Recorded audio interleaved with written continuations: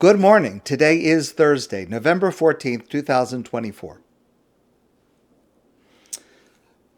2 weeks ago, when the Torah introduces Noach, the Torah says, Noach ish tzaddik, tamim haya b'darasav. Noach was a tzaddik. He was righteous. He was a pure and perfect person in his generation. Noach is introduced to us as this amazing person, a tzaddik. God himself calls him a tzaddik. Last week in the Torah, we meet Avraham. And Avraham is introduced with no title, no adjectives, no hint of his greatness. God says to Avraham, Lech lecha, go.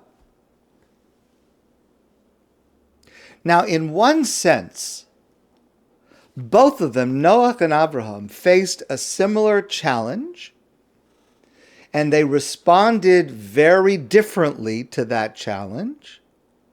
And this response is the place where one of them, who started out great and praised, ended up not great.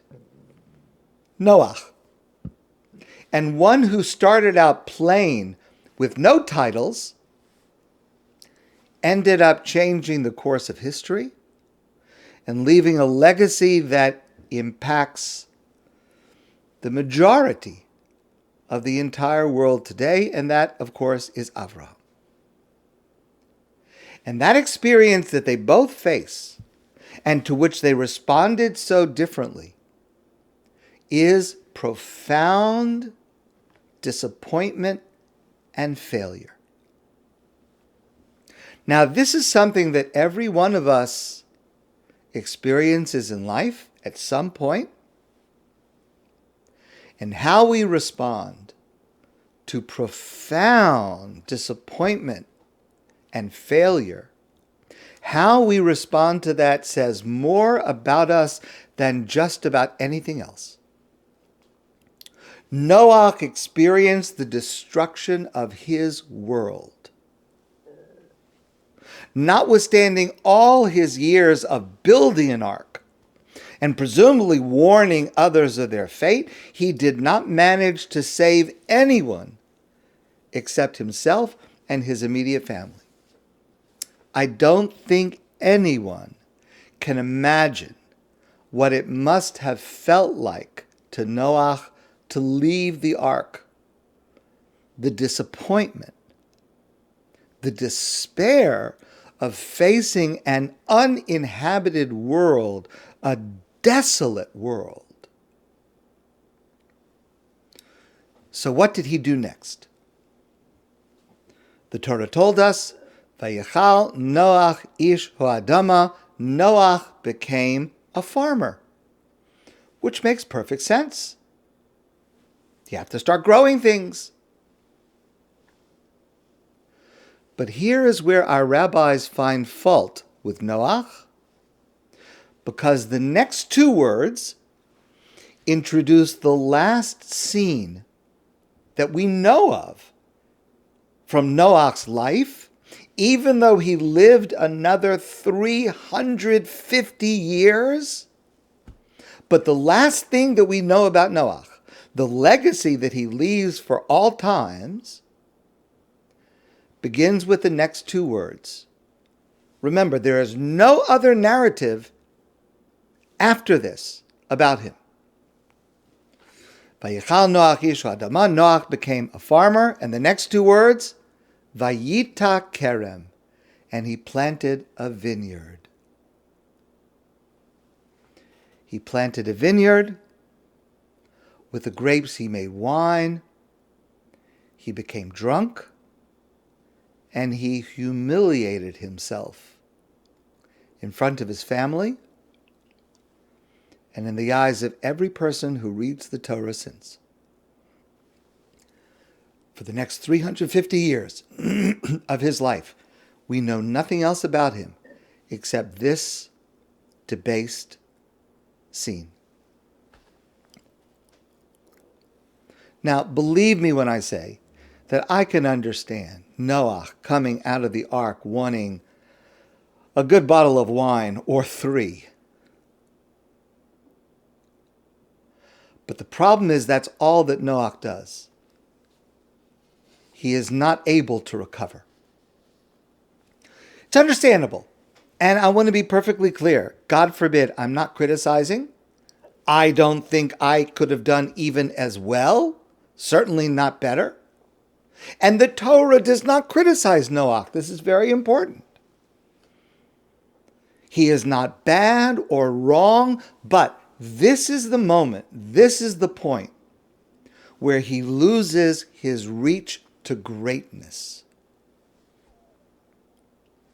There's a comparable challenge in Avraham's life. It's not the same, but it's roughly comparable in this week's Torah portion, the Parsha of Vayera, where Avraham is fighting and arguing to save the people of Sodom. It's not the same. In some ways, it was less difficult because Noach was trying to save the entire world and he failed. Avraham is just trying to save one little area, one region. But in some ways, Avraham's challenge was more difficult because Avraham was not only trying to save the lives of the people in Sodom, he was also trying to save his image of God as just. Avraham says to God, "Hashofet kol haaretz lo yaseh mishpat," the judge of the entire world, will you not do justly? Avraham says to God a very stark statement to say to God, to accuse God of acting unjustly, to kill all the people of Sodom and not to at least save them if they're righteous people. Okay, that's a complicated narrative. We talked about it before. And Avraham fails. Vayashkem Avraham baboker. Avraham got up early the next morning. El hamakom asher omad sham es bnei Hashem. And he stood in the same place that he had stood the day before when he was negotiating with God, arguing with God to save the people of Sodom. So the day after, he stands in the same place. Vayashkef al pnei Sodom v'Amora, and he looks out over the area of Sodom and Amora, v'al pnei kol eretz hakikar, and all of the valley in front of him. Vayar, and he sees, vihine Allah kitor haaretz kekitor hakivshon. He sees the smoke rising from the land like the smoke of a furnace. Avraham failed to save the people of Sodom. I don't think any one of us can imagine what Avraham felt seeing the destruction of Sodom and seeing his image of God changing. And here our rabbis offer an insight and describe how Avraham reacted to the most profound disappointment of his life. And this is the reaction that sets him on the path distinctly different from Noach, on the path to greatness. The Siporno, classic commentator of the Torah, comments, why did he stand there the day after? What was he doing there? Says the Siporno, Chashav levakesh alehem rachamim. Maybe there were survivors, and he prayed for mercy for them. Incredible. He argued with God. He lost. And he lost to God. But he did not accept that because he lost, he should stop fighting for what he believed was right. He lost, but he was not discouraged to continue his effort. I don't know. Maybe Avram also had a bottle of wine that night. But the next morning he got up. Vayashkem Avram baboker. Avram woke up early in the morning. And he stood in the same place that he stood the day before. And he continued to fight for what he believed in for the rest of his life. I want to share with you a quote, an incredible quote. It was said by Richard Nixon. It was said about politics, but it's not about politics. Every one of us, when we are affected by profound disappointment, needs to hear this quote. Now, if you know a little bit about American politics in the 1960s and the 1970s, you're going to be able to appreciate this even more. Of course, Richard Nixon lost the presidential election to John F. Kennedy. And when he lost, he was considered finished, over, a loser. His political career was considered to be over. And somehow he brought himself back through tremendous energy and skill and expertise to become president of the United States after he was written off by everybody. Okay, controversial president of the United States, but president of the United States notwithstanding.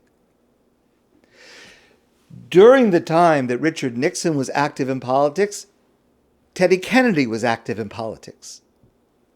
You may remember Richard Nixon, of course, was a kind of a right-wing Republican. Teddy Kennedy was a liberal Democrat. They didn't agree on anything. They were polar opposites in every policy and ideology that they faced. You could not imagine two people, Richard Nixon and Teddy Kennedy. Teddy Kennedy was on his way to greatness. It was thought that perhaps after the assassination of John, after the assassination of Bobby, maybe Teddy Kennedy will be a president of the United States. He was headed towards greatness. And then you remember there was a terrible tragedy, a scandal at Chappaquiddick. If you know the details, you know. And Teddy Kennedy remained in politics, but he was not the same after that. So listen to this. Absolutely incredible.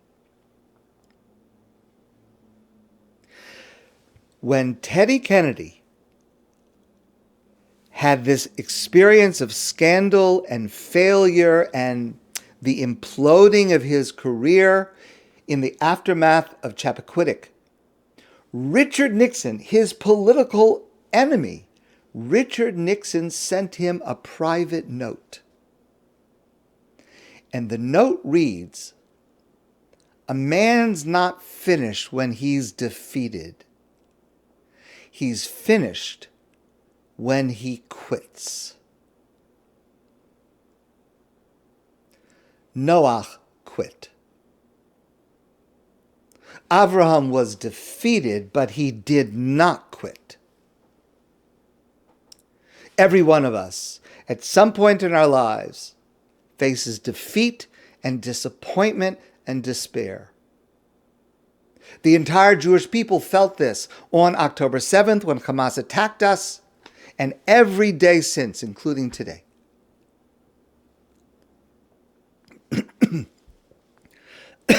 But please listen carefully to this story. Last week, we suffered a frightening episode in Amsterdam, a pogrom against Jews.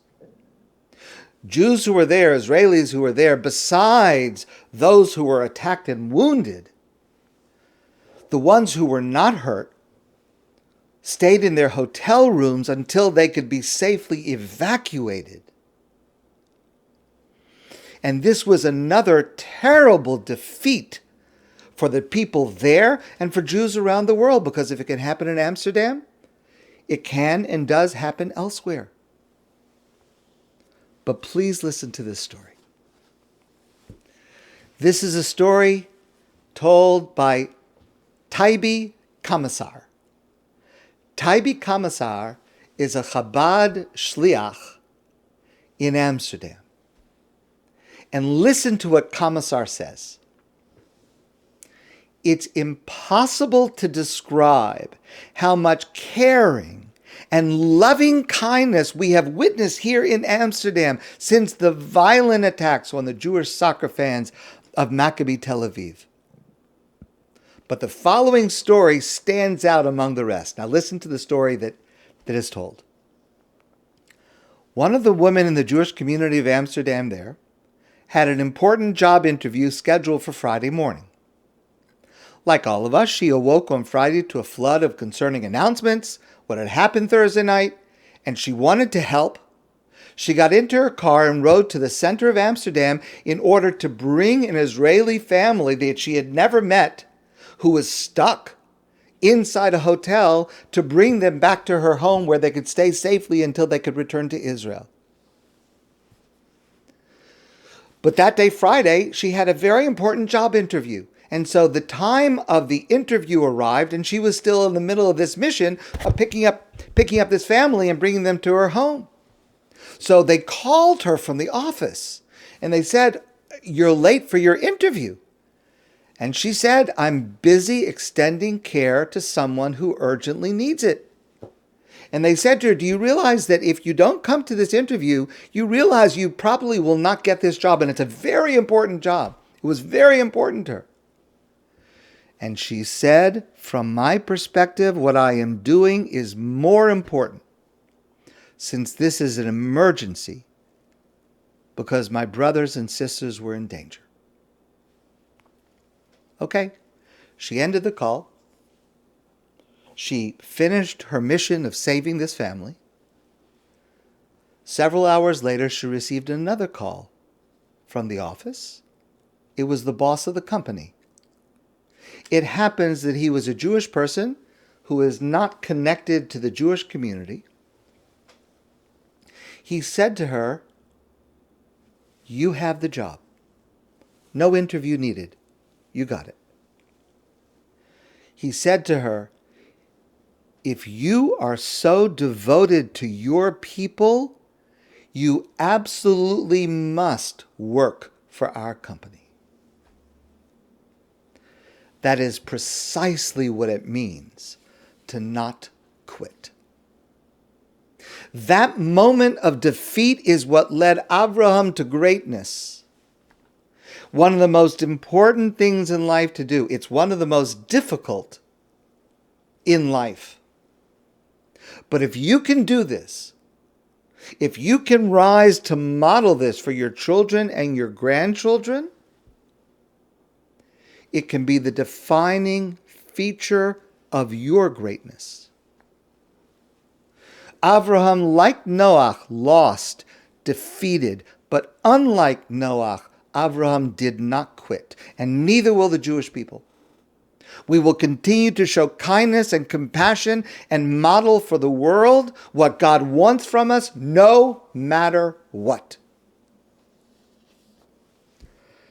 Last night at ADATH, we held a moving program in conjunction with Bar-Ilan University.